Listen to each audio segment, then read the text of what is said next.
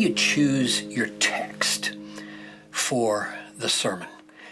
My definition of preaching is expository exaltation. And that word expository means that the sermon is always manifestly trying to bring meaning, the meaning of the author and God, the reality, out of the text. So we have to have scripture. But I don't want to imply by that you have to have only one text. How many texts you have, how many parts of the Bible you quote in one sermon is not of the essence in defining expository. What expository means is all the points you make in your sermon are going to be manifestly evident to your people as coming from the words of the Bible, rightly so interpreted. They're going to see in the text, if you have 5 texts to build your sermon around, they're going to see all those texts with such clarity that when you draw truth out of it, they're nodding their head and saying, yep, that's in the text there. I see where he's getting that. So in choosing texts to be expositional, don't hear me saying, got to have one text, which means, by the way, I do believe in the legitimacy of topical sermons. By that I mean a sermon on hope, series on hope, series on heaven, a sermon on marriage, sermon on election, and a sermon on predestination, sermon on government and faith. I believe in topical messages, but what I don't believe in is filling up those messages with your ideas. You fill up those messages with passages of Scripture rightly explained and woven together in a clear pattern so that people can see, yep, those points are coming from the Bible. Now, having said that, I do think that as a general rule, you would do well as a preacher to have one main text for a sermon. I say in general. And the reason I say that in general is your people will have the sense our feet are on firmer ground here if our pastor lingers a long time explaining the flow of one text than if he's jumping around more briefly saying, this is what that text means and this is what this text means. They might see it, but their confidence level that we're getting a careful reading of those texts is not as high as if you linger over a text and show them in its wider connections here how the text actually makes the points that you are getting. So I do think it's a good thing to have one text usually while you draw in other parts of Scripture for elucidation and confirmation of what you're seeing there. How long should a text be for a sermon? Like a chapter long, a half a verse, a paragraph, a book? There is value, isn't there, in both short texts that you really wring out everything that's there, and long texts where you help your people get the big picture and the overview of a chapter or a book. Just by way of illustration, I think I preached 6 sermons on Romans 1, 16 and 17. So 6 sermons on 2 verses. And when I was done with Romans, I think it was like 252 sermons or something like that on these 16 chapters. So we really went slow, deep, and thorough in Romans. However, I did a series one year on the minor prophets. in the Old Testament. There's 12 of them, and I preached one sermon on the whole book. That was one of the hardest series I ever did because I had to do so much work to find out what's the one main thing that this prophet is trying to get across and how my people profit the other prophet from it.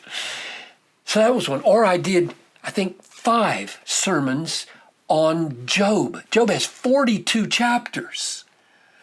And I did 5 messages on 42 chapters. So I really believe in the value of both very rigorous, detailed attention to smaller units of Scripture, and I believe in the value of giving the big picture over whole books or whole chapters more quickly than taking a year or 8 years on them like I did on Romans. But how do you choose what texts or what topics for that matter? Here are the questions that I think it's helpful to ask in answering that question. First, pray. Say, Lord, I really want to help these people. I want to strengthen them. What do they need? Help me, show me what would be the most helpful thing for our people at this time. And then ask these questions. Number 1, what is burning in you? I don't think it will work to try to preach on something that God hasn't grabbed you by. What is burning in you? Second question, what do my people need? What's going on in the church? What do they need at this time? Third question, what aspects of the whole counsel of God have I not addressed yet in my ministry here? Because according to Acts 20, Paul felt like he was free to step away from the elders without their blood being on his hands because he had delivered to them the whole counsel of God. What aspects of the whole counsel of God have I not addressed? Next question, what's going on in the world? Don't preach with your head in the sand. I've been dismayed sometimes over the years visiting churches around that everybody in the culture is talking about some crisis or some calamity or some issue, and this service happened and this sermon happened as though nobody was talking about it. I think we should always be alert, either in the way we preach or the way we welcome to people to worship or the very sermon we choose, the text we choose, by what is going on. I remember when the Oakland earthquake happened, I forget, in the 90s, somewhere where the bridge fell flat and buried a lot of cars and everybody was talking. I switched my text and took it from Hebrews. How grateful we are to have a kingdom that cannot be shaken, because I knew everybody in the church was completely consumed with the media attention to this horrific earthquake in our culture. So what's going on in the world is a key question to what shall I preach on this Sunday, or what series shall I preach, or what topic shall I tackle? Last question. What do your elders think? When I finished 8 years on Romans, I thought, okay, now what? And I had a huge trust in the eldership in those days, and I went to them and I said, I'd like to poll you. I want you to write down, secret kind of ballot. I want you to write down what you think I should tackle next. Topic, book, you name it. I'll collect them all together and see what God says to us through that. And interestingly enough, they said, how about choosing one of these 3? I mean, that was the way I summed it up. Marriage series, Gospel of John, Book of Genesis. And that's the way I ended my ministry. I did a series on marriage, and then I began to preach through John and got through chapter 14. So I would say it's really important that along the way, as you feel your elders have matured to counsel you in this way, take them into account and see what they think the church needs. Finally, I would recommend that the staple of your preaching over the years be working through books. Just going verse by verse, taking a verse at a time, or a paragraph at a time, or a chapter at a time, but the staple of your preaching be working through books mingled with seasonal breaks and topical breaks as you discern the church needs. And here are the reasons for why I think making that the bread and butter of your preaching life is wise. Number one, it really does lift a burden off of you and makes things easier in a sense, because you don't have to decide every week, what are my texts going to be? What am I going to preach on? It's set for you right there. It does lift a huge burden, but secondly, it adds a burden. Right? It does, because this is good. It means you're going to have to tackle issues you would not otherwise tackle. You can't skip a text without telling your people, I'm skipping the text because I don't know what it means, which is okay if you don't know what it means, but you don't have the luxury of just jumping around. So that's the second reason. It's a good thing to be forced to deal with tough issues because they come next in the text. And third, it communicates to your people almost like nothing else. This book is inspired. This book is inspired. Because all of it is profitable. And so you're going to show them that you believe it's all profitable because it's inspired by taking it a text at a time and skipping nothing.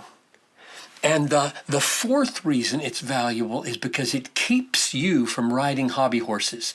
And it helps protect your people from thinking he just rides his own hobby horse all the time, when in fact, no, you don't. You take the texts as they come because you think the whole counsel of God is important for this people. And the last reason I think it's good to have the bread and butter be working through books is because it helps your people get the framework of a book, the framework of a big chunk of Scripture. It gets rock under their feet, firm to stand on when you work with them through lengthy passages of Scripture.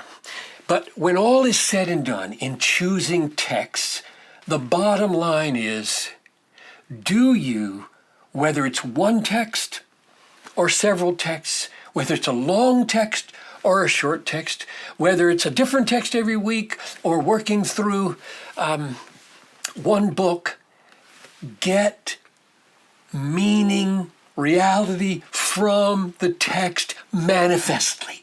Let your people see that all your points come from biblical words.